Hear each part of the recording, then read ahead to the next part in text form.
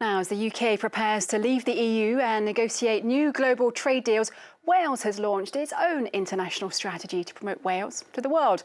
Well, the woman in charge is Welsh International Relations Minister Eluned. She's here in Paris as part of the strategy to raise the profile of Wales and joins me in the studio now. Thank you very much for being here with us.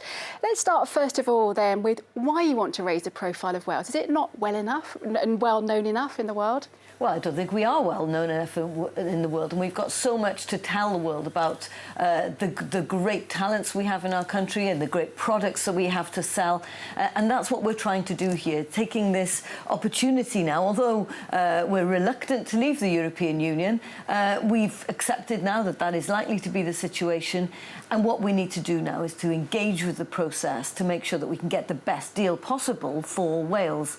And it's really crucial economically for us because, in fact, 60% of our trade in goods is with the European Union, which is far greater than the amount that's exported from the UK. So the damage for us, if we get it wrong, is going to be greater. So a lot rests on this. So a lot rests on what our future relationship will be. Our relationship with the EU is absolutely our primary purpose.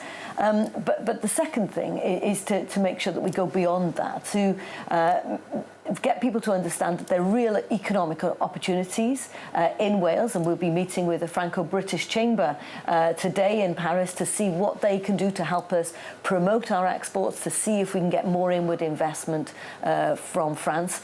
And we're really focusing on three sectors where we're demonstrating we've got world-class leadership here. You know, gone are the days when we were an old industrial area. What's happening now is that we are very high-tech, committed to creativity but also sustainability. We've got expertise in cybersecurity. Almost every phone in the world has a little tiny microchip that's made in Wales. And we have amazing films and TV, quality TV made in Wales. So real opportunities for us. Talk us through what you have lined up while you're in Paris. So obviously we are meeting with some of the Welsh diaspora who are here to help get them to help to promote Wales on our behalf, asking the British Embassy also to do that. But beyond that, we're meeting with the French government, making sure that they understand that we have an agenda here as well, that we're committed to maintaining a close relationship, in particular in France with Brittany. Of course, we have strong historical and Celtic roots with Brittany. And we'll be going on also to speak to UNESCO. UNESCO, of course, is crucial to us. Last year was the UNESCO Year of Indigenous Languages, and of course we have our own language in Wales. 20% of the people speak Welsh, and in a world where a language dies every other week, I think we've got something to tell the world about how we've done to turn that situation around in Wales. And those links with Brittany are crucial to us. So it's important for the EU to know that Wales is open for business, but also for the world to know how culturally rich Wales is. What might they perhaps not know about Wales?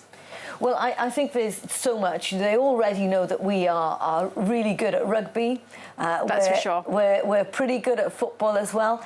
And also, of course, we've just had two great Welsh actors nominated in the Oscars. We've got Jonathan Pryce and Anthony Hopkins. All of this helps to raise our profile internationally. But also, I think people may not know that we're committed to making sure we're a globally responsible nation. We're the only country in the world to have taken the UN sustainability goals and to have transposed them into law. So every time you make a law in Wales, in almost every sphere of life, you have to measure it against how that's going to impact on the next generation. And people are really interested in hearing how we've done that, how we've gone about it, and how we've also planted 10 million trees in Uganda as our contribution to the fight against climate change.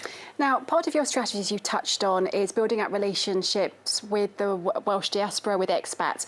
What are you doing there? So we're seeing how we can network all of those people around the world to speak on our behalf. And part of what we've been doing is to kind of create a script, really, for people to be able to work from.